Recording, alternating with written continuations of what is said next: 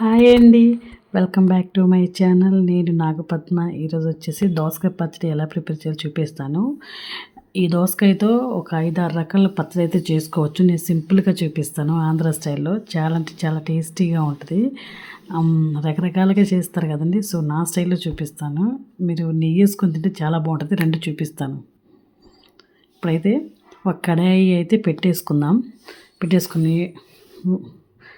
వేరుశనగ గుండ్లు అయితే వేసేసుకుందామండి. మంచిగా ఫ్రై చేయాలి. పచ్చిగా ఉంటే స్మెల్ వస్తుందండి. బాగా వేయిస్తేనే టేస్ట్ బాగుంటుంది పచ్చడికి. నా స్టైల్లో చేయండి, ఒకసారి ట్రై చేయండి, చాలా బాగుంటుంది. సో ఇప్పుడు ఏం చేద్దంటే ఒక 2 స్పూన్లు నువ్వులు వేసాము. అవి చిటపట్లాడి పైకి లేసిపోతున్నాయి. జస్ట్ సిమ్లో ఉంచితే సరిపోద్దండి. ఆ వేడికి తీసేసి బౌల్ అయితే వేసేసుకుందాం. ఒక 10 పచ్చిమిర్చి అయితే బాగా స్పైసీగా ఉండి వేసుకున్నాను. 2 స్పూన్లు ఆయిల్ వేసేసి డ్రై ఫ్రై చేసేసుకుందాం. ఫ్రై అయిపోయి చూస్తున్నారు కదా. ఇప్పుడు అవి ఆరేలోపు ఏం చేద్దామంటే దోసకాయలు కట్ చేసుకుందామండి. పీల్స్ తీసేద్దాం. దోసకాయలకి తొక్కులు తీసేసి పక్కన పెట్టేసి, నేనైతే ఒక 5 కాయలు అయితే తీసుకున్నానండి. చిన్న చిన్న కాయలు కాబట్టి పచ్చడికి సరిపోవాలి కదండి. మేము కర్రీ ఏదైనా సరే మేము ఎక్కువ క్వాంటిటీ తింటామండి, అందుకని తీసుకున్నాం. ఓకే, ఇప్పుడు అయితే అయిపోయింది పీల్స్ తీసేయడం. చాలా టేస్టీగా ఉంటుందండి.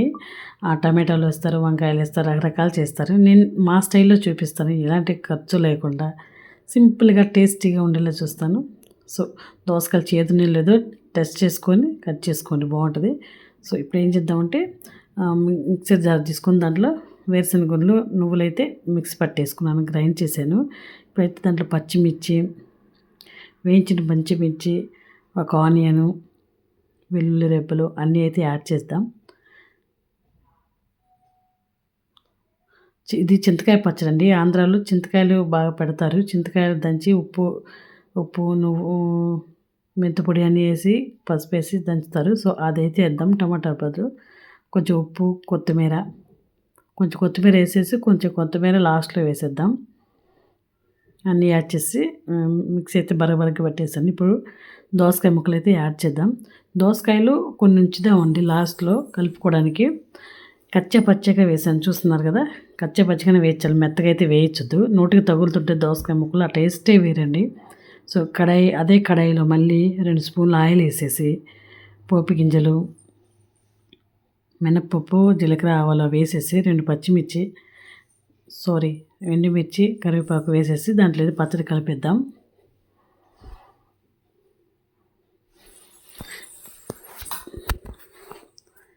చూస్తున్నారు కదా. కలిపేసుకున్న తర్వాత లాస్ట్లో ఏవైతే ఉన్నాయో దోసకాయ ముక్కలు అవైతే కలిపేసాను. కొత్తిమీర కూడా యాడ్ చేద్దాం. టేస్టీగా, సింపుల్గా, క్విక్గా అయిపోతుందండి.